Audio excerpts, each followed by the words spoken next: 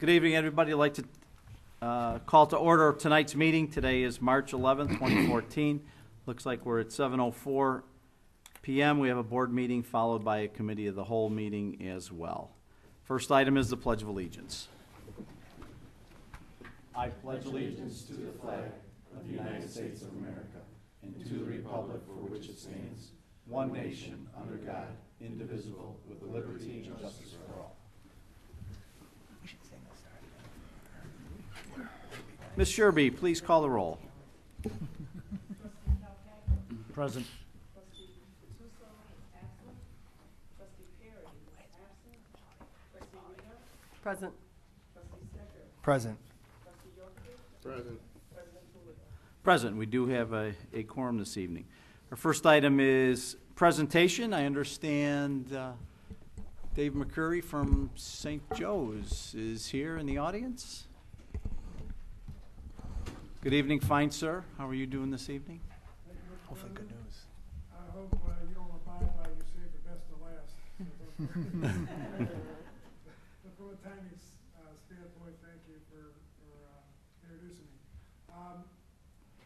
Mr. President, members of the board, I often think that we're in the same business. You go about that sense of making this a better community. At St. Joe, we go about it trying to do the same thing, but through trying to advance young men and women. And every once in a while, we're going to get to team up and lock arms and do something together, and that's very exciting to me, because in this case, it's with our property that we've been anxious to transform into something that will enrich Westchester and make St. Joseph a much more financially stable organization. After the sale goes through. We signed a purchase and sale agreement that was effective on the last day of February, and I'm very pleased to announce that it's with a development company called Three Corners Development out of Orland Park. They've done a lot of work in Chicago. Our board is very excited about the quality of the partner that we're bringing to the table in this. Having been through a number of iterations of this entire process, I feel like I know something about this business now, and I know good people when I see it, and I cannot say enough good things about the experience that we've had at our end of St. Joseph working with the people from Three Corners. So what I'd like to do is introduce to you the president of Three Corners, Christopher Woods, and ask him to just say a few words and introduce his team to you. Great. Thank you, Dave. President Julio and members of the board, it's a great pleasure to be here with you tonight. As Dave said, I'm Christopher Woods, I'm the president of Three Corners. And with me I have my principal and owner of the company, Rob Carino, and our chief financial officer, Shane Turner. As Dave mentioned, we couldn't be more excited about the progress that we've made in working with the Dave at St. Joe's and his team in putting together this contract and advancing this project. One of the exciting things about what it is that we do is looking at opportunities like this and as Dave said, locking arms with not only the community, but with looking at it through a different lens and looking to develop something that is respectful of the site and certainly respectful of the great heritage and place that St. Joe's holds in the community. And in bringing forward a senior development site that takes into account the continuum and range of options available to create to create a project to address what is a need in the community, which is to provide a community that embraces the existing surroundings and yet provides a range of options for aging in place. So as we are moving forward into our due diligence, we will be engaging with city staff, and as we develop this plan, we will carefully engage with staff and keep you well informed as to our progress and our work with St. Joseph.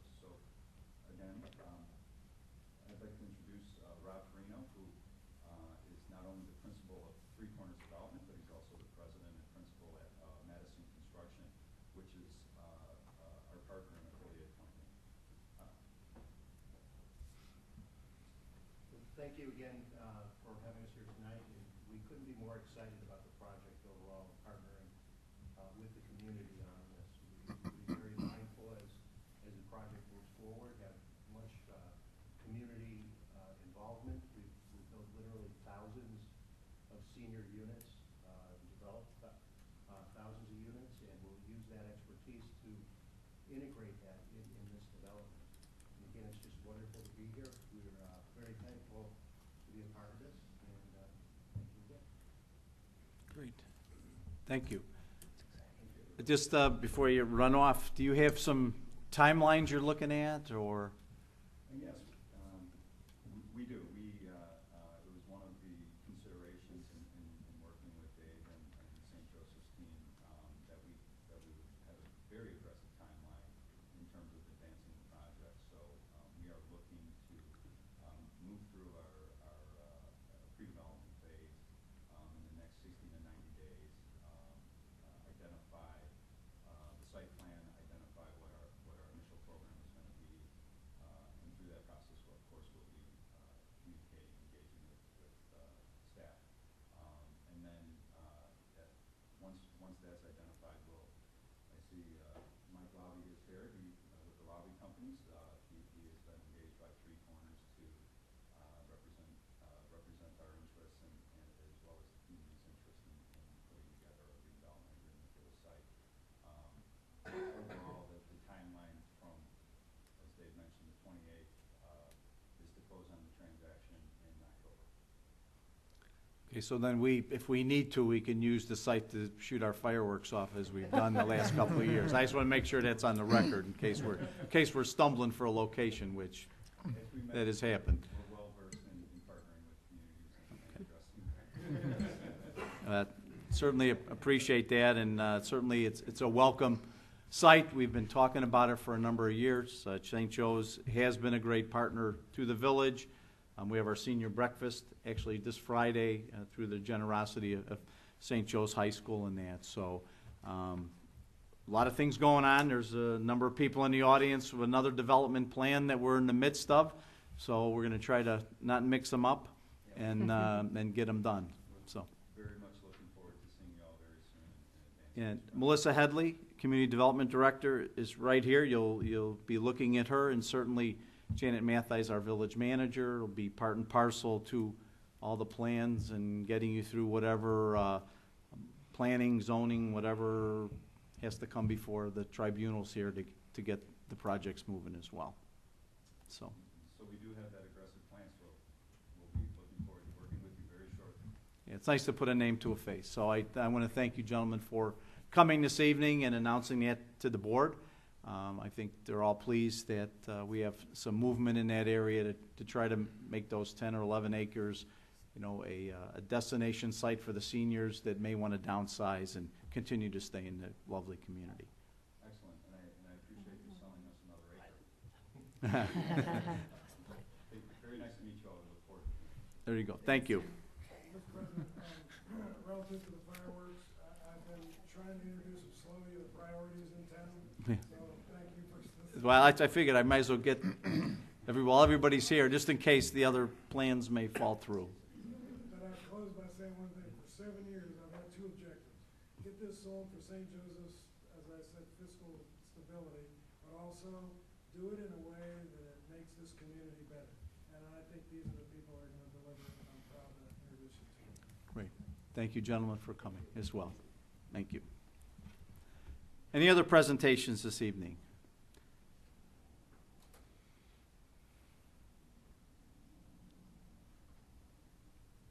Mr. Lobby, you going to present? You going to wait for the cow, or? No, I'm just gonna.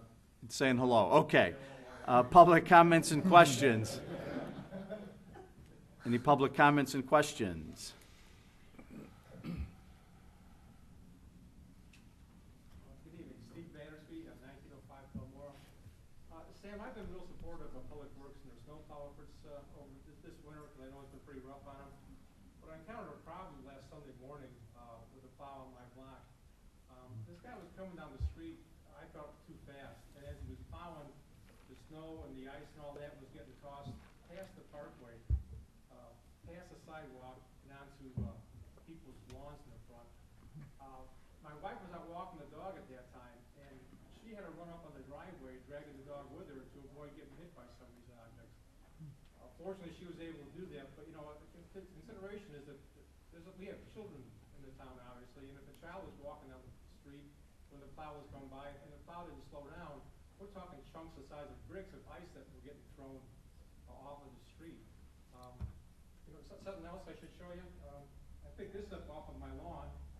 I believe this is a part off one of your plows. So, I mean, I don't know a lot about physics, but I'm thinking if this is in the street and the plow's doing 30 miles an hour and it hits this is now doing 30 miles an hour. Hopefully that your guys will make some mention to your guys that they might Oh, want to sure. slow down. Absolutely, and, you know, again, Steve, you don't have to wait to a board meeting to give a shout out to Janet or myself or Carl in Public Works. I mean, there could have been more snows between then and now that we would have addressed it a whole lot earlier, but certainly will be addressed. All right, thanks, Sam.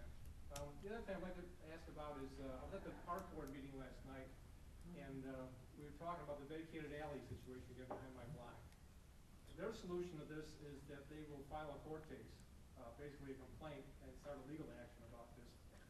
I'm kind of concerned about that, because anytime you go to court, you never know how it's gonna go. You know, judges can go either way. And I gave Mr. Durkin's suggestion about declaring the property excess and then selling and deeding it to the homeowners. They said that wasn't within their rules of how a park can operate, that perhaps a village can operate that way, but a park board cannot. So I'm wondering, can the village get involved with this to some extent, maybe to help the homeowners a little bit, or? Well, from my understanding of it, I'm not speaking for council, but we've vacated this piece. Half went to the park, half went to the homeowners already, so it's the park's purview to do what they want to do with it, if they want to sell it, if they want to give it, if whatever they want to do. It's pretty much gone from our hands unless they give it back to us and tell us to do something with it. Is that pretty much, Mike, where we're at? Yes, I mean, the alley was vacated 50-50 to the adjacent property owners. It's my understanding that at the meeting last evening, that the park board indicated that they were going to pursue returning that additional half to the residents. So that's their bailiwick, not ours, so. Well, I understand that's their intention. My concern is the cost involved with this. I mean, I would think they would have to sell it to the residents, according to the law that I got from the park attorney. I mean, we're looking at possibly having to pay thousands of dollars for property that's been ours for 30 years. Well, I mean, I'm not an attorney, but I would imagine if there's some kind It's their of... land, so it's been their land for, 2 decades, so. Well, it gets back to the original vacation order, which did not specify that the land was going to be divided. Because at the status of the law back then was on a vacation, it went to the property owners on the adjacent sides. It was only subsequent to that vacation that the law was changed that allowed it to go to one side or the other for consideration. So you wouldn't give any consideration into the possibility of rededicating it as an alley and then revacating it? It's not ours. It's not ours. I think, You would have to, you're saying you want to give the land back to the village, your half, and have the park district give it back to their half, and then we would revacate it? Right. Nobody's approached us with that notion, so. Well, I mentioned it at the prior board meeting. That was suggested to me by the people at the Recorder of Deeds office about a month or so ago. So, and it seems to me that would be a way that would just the council would have to act on it, and there wouldn't be any legal, as far as the court action involved with it. So, I mean, I'd like you guys at least to consider that. See, maybe you wouldn't. You want to go first and dedicate your half to the village and be the lead dog on that, Well, so. I guess it depends who you want to put your faith in, this board or the park board, huh? It's still within the purview of the park district to determine that they want to convey that, and if they need the village's involvement, the village will cooperate. Right. But it's not our venture at this stage, so. Okay, well, we'll leave it at that, and we'll see how it goes possibly, and some point if it gets really nasty? Is that a possibility? Well, I think both parties are gonna have to come to us. I would imagine the park, they own the property. They're gonna have to come to us and would ask us to intercede. Wouldn't that be? Yes, if they want, Possible. if our cooperation is needed, I'm sure the village will cooperate. But to get in the midst of a dog fight that you may be describing as a hypothetical, I don't know that the village wants any part of that, so. Well, I wouldn't describe it as a dog fight at this point. I'd say it's fairly friendly, but, thank you. Hopefully it'll stay that way. Okay, anything else? If not, are there public hearings? No? Nothing? No. Okay, consent agenda, A through F. Bills, reports, minutes, ordinance, no turn on red intersection, business license regulation, disposal surplus property. Motion to approve. By Nick, second. Second. Celeste? Roll call, please. Trustee Calhoun. Aye. Trustee Rita. Aye. Trustee Stecker. Aye. Trustee Yocum. Aye. President Pouliot. Aye. Motion carries. Item 8 on the active agenda, resolution approving and ratifying confidential agreement between the village and Regency Centers Corporation. Motion to approve. Nick? Second. Tom? Any discussion? If not, roll call, please. Trustee Rita. Aye. Trustee Stecker. Aye. Trustee Yocum. Aye. Trustee Calhoun. Aye. President Pouliot. Aye, motion carries. Item number B, resolution declining the villages of Westchester's first right of purchase for real property from the Westchester Local Library. So moved. Tom? Second. Nick? Discussion? I think this is the building to the east, is that not correct? They already sold one to the west, this is Yes. to the east property, this is is that to the correct? east, Okay.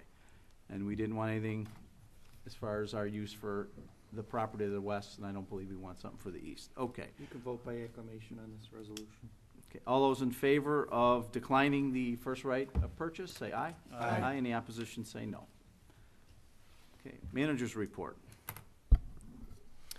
Okay, as President Pouliot mentioned briefly, on Friday morning, we will be hosting a senior breakfast with the president at St. Joseph High School in the Global Resource Center. So we hope to see a lot of the seniors. I think we currently have, at least 50 people signed up for that. So sign up quick. I think the room only holds so many people. Celeste says she's gonna show up. So that's gonna come. Sash. Also wanted to mention that March 18th, next Tuesday night, we will be having a special meeting to discuss our budget. And also a reminder that Tuesday, March 18th is the primary election, and there has been a lot of consolidation of polling places. So if you're not sure where to go, you can look for your polling place on cookcountyclerk.com. The last thing I wanted to mention was that we have rescheduled the board meeting for Tuesday, March 25th to Monday, March 24th. So please make a note of that. That's all I have this evening. Michael? 7 p.m. Just in connection with that meeting change, we do have an obligation to notify the media as well Yes, as we do the will. posting, so we just have to make sure we take care of that. Yep. That's all I have. Board members, Nick, anything? Police and fire, the promotional exams are moving along, as well as, I believe, the hiring of the 2 firefighters. So everything's plugging away. Got Great. some movement now. Tommy, anything from the camp? June 7th, we are still planning on doing that get out and play date. We're still working out all the details. I'll have more later on.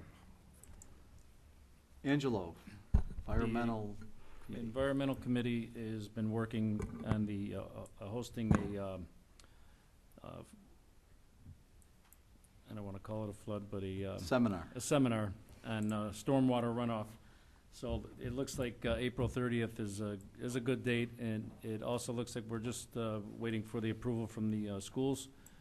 It looks like we're going to probably be hosting it at the primary school, the Kennedy School, and just finalizing all the vendors and stuff that will be there. Quite a few people involved. So we meet on Thursday, and we'll have everything set then. Great. All the final information. We get back and then start advertising it.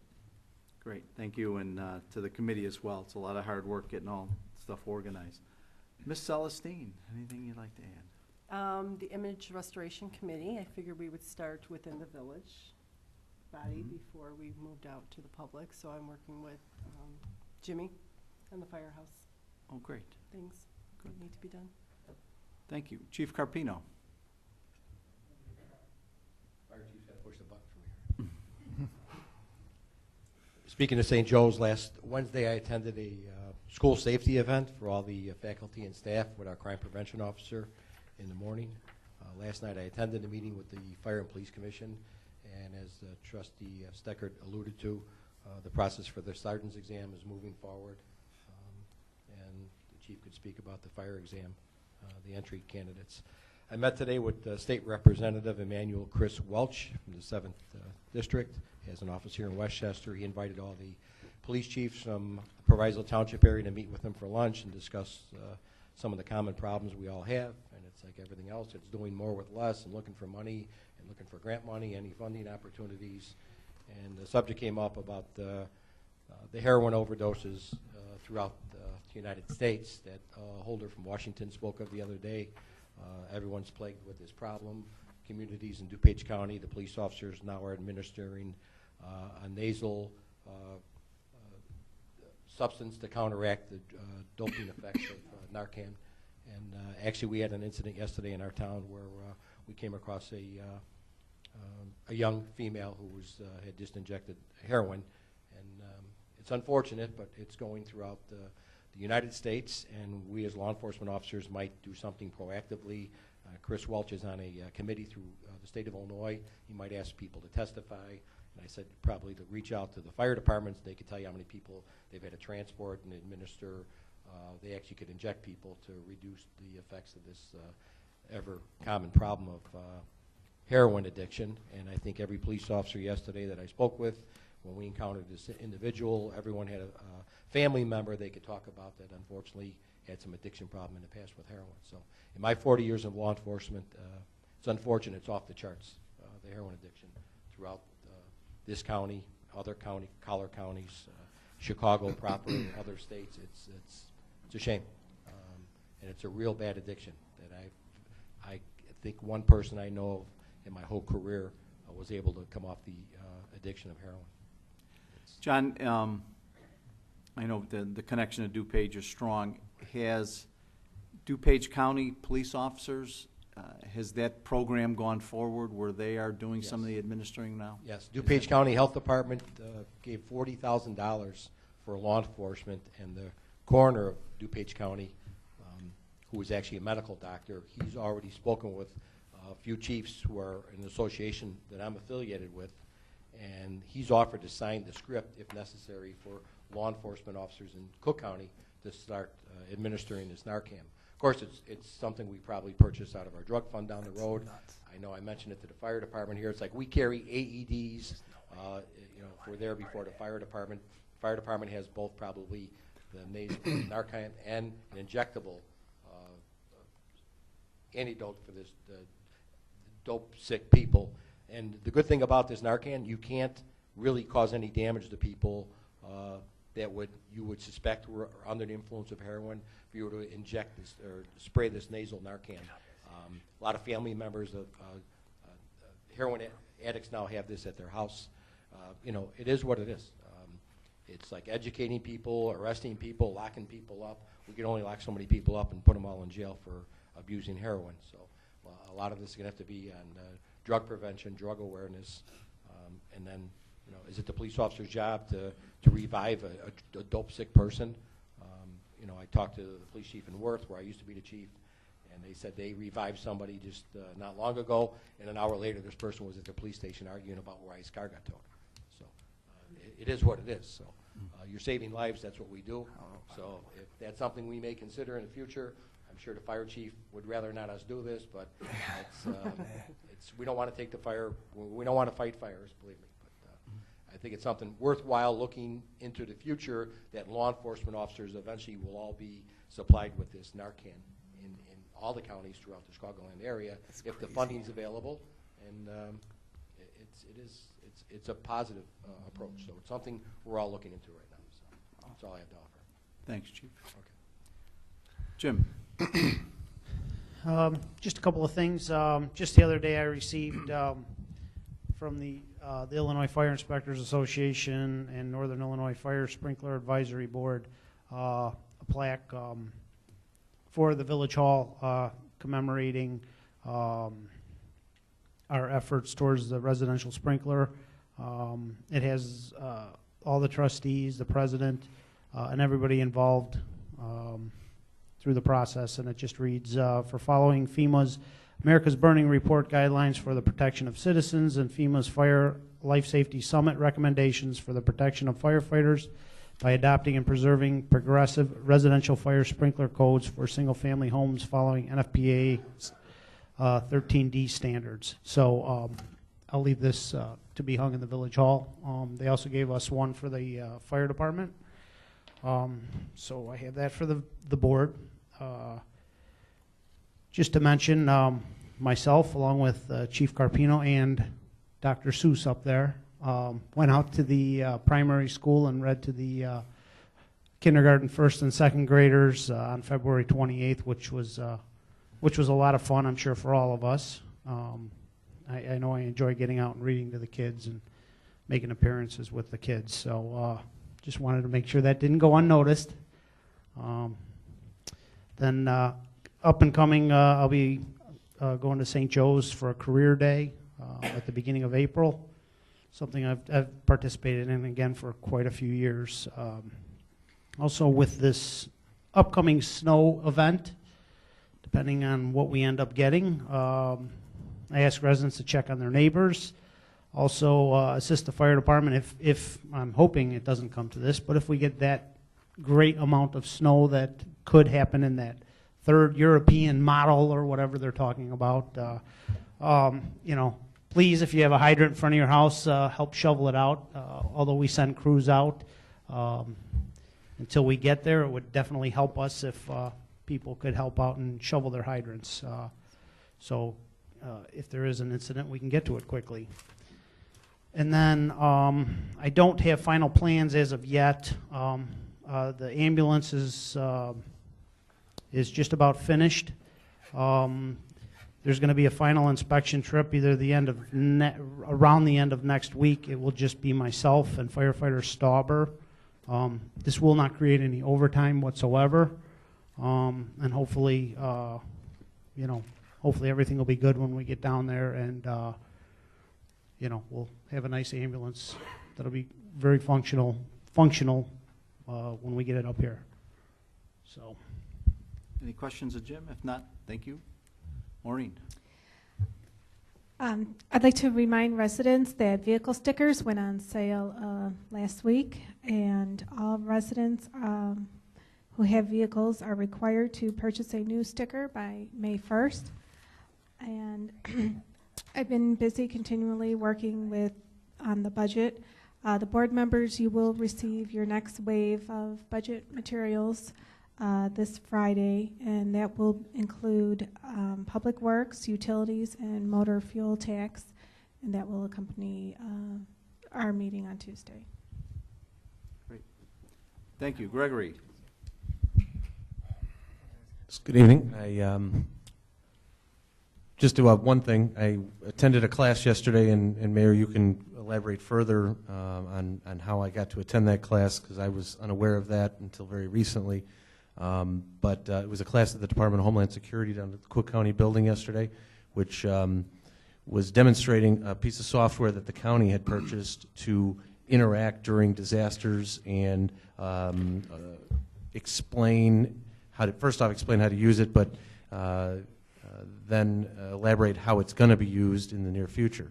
Currently, Cook County purchased this software. They're using it on a daily basis to update things they're doing throughout the county, whether information comes into them that needs to be disseminated, or if they need resources, that information is placed into the system as well. Currently, Westchester and Melrose Park are the only two towns that are trained in it, and their intent is to have every municipality, all 100 in, I want to say 34, but I know I'm going to be wrong when I say that. I believe 15.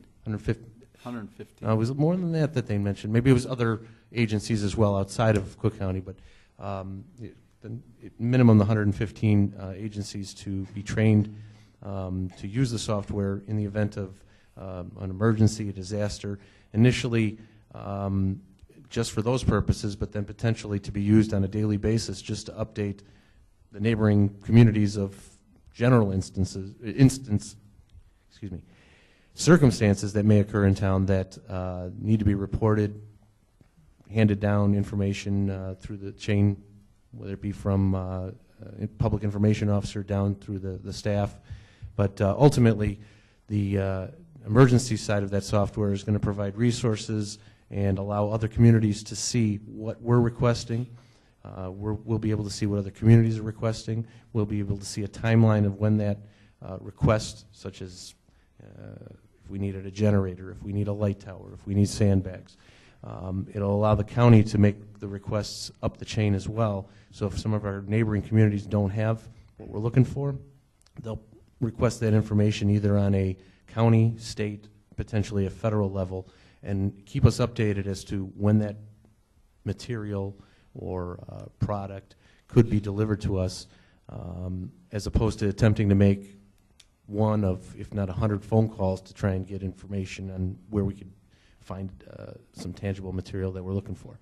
So again, it's for information sharing, and as we start to use it, and I'll be attempting to train some of our sergeants to use this software.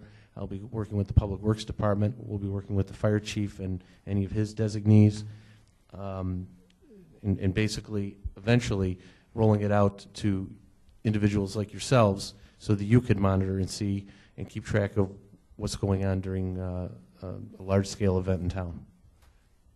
And it's all part of us being part of the mitigation plan for Cook County Department of Homeland Security. Janet and I sit on that board, and this is another part that Westchester was invited in the beta round, so to speak, to do some tests and see how this is going to work for our police department. If it's going to work for us, then it'll be expanded to others. So as we move forward, it's another positive step that Mike Masters and the Cook County Board are trying to make more inclusion for municipal departments and localities. And let me just add one other thing then.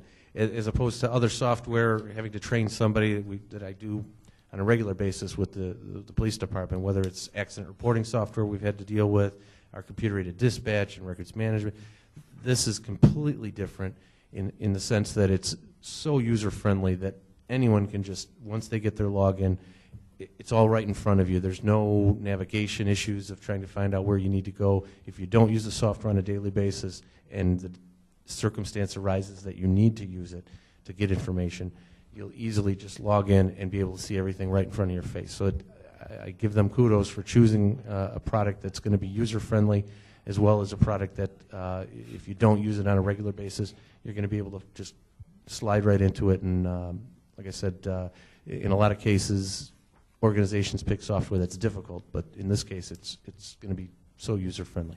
I'd be happy to show anybody this at any time if it's ever, anyone has an interest in seeing it. I can easily log in and show you what it looks like. And Greg, who attended with you yesterday? Glenn Monday? Quappert, our emergency management director, as well as Lieutenant Mike O'Hagan, who has handled our incident action plans. And that's a side note to that. I keep thinking of things as I'm talking here, that this software will immediately fill in all the data required for the incident action plan, which is required of any disaster when looking to get federal or state funding. So it takes that process and makes it much easier, because all the information that we're filling in as we're handling an event is filled into the document, as opposed to having to either go back or have a scribe go along throughout the event. So it works out very well. Great.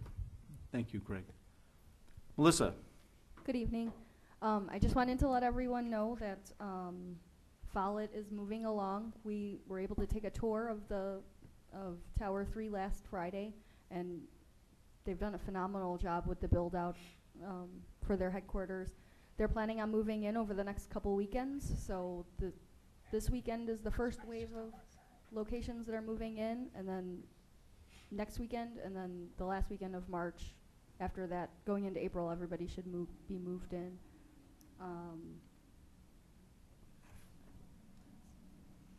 Just so that everybody knows, there were 4 businesses that opened last month, and we issued 46 permits, performed 139 inspections. It was a monthly construction value of $270,000. Also, just so that everybody is aware, we received an application for a billboard. So I'm going to be scheduling a public hearing with the Plan Commission. It's for the BP Amoco site on Manheim at 290. Great. That's all that I have. Thank you. Sure be anything this evening. Okay, thank you. Mark, our engineer, anything to share? Nothing this evening, Mr. President. Great. Okay, I just have one item to share. As you know, at the last meeting, I mentioned that I was trying to get some type of federal disaster declaration for all the snow removal costs and all the water main breaks and all the enhanced purchases of salt that we did. I wrote a letter to IEMA and a number of state and federal representatives as well. I did get a reply, although it's not the reply I certainly wanted, but I'll read this to you. To me, thank you for your inquiry regarding funding for snow removal costs. I understand what a challenging season has been for all the snowfall and the bitter temperatures this winter. The snow assistance funding that organizations received in 2011, and that was what my analogy was provided under a public assistance program as a result of the FEMA 1960 DR Illinois Major Disaster Declaration made by the President. This declaration was made for a specific snowfall event that occurred between January 31st, 2011 and February 3rd, 2011. In general, a specific snowfall event must produce record or near record snowfall to meet the criteria for a major disaster to be declared by the President and have snow assistance provided. The record or near record snowfall refers to a 1 or 2 or 3 day overall snowfall record for a specific reporting station. There is no provision for the public assistance program that provides snow assistance for the seasonal accumulation of snowfall. So it goes on a little bit, but that's pretty much the gist of the letter from Philip Anello, the Chief of the Bureau of Disaster Recovery and Risk Reduction. Those of you that attended the WCMC also heard Congressman Lipinski mentioned the same thing. I followed up on that thought as well, and this is our answer. So, again, none of those costs and the enhanced costs that we received are reimbursable based on the law. So, other than that, I don't have anything else this evening. Is there executive session? No? Not Yes? this evening. No. Okay. Is there a motion and a second to adjourn the board meeting? So moved. Second. Tom and Angelo. All those in favor of adjourning our board meeting, say aye. Aye. Any opposition, say no.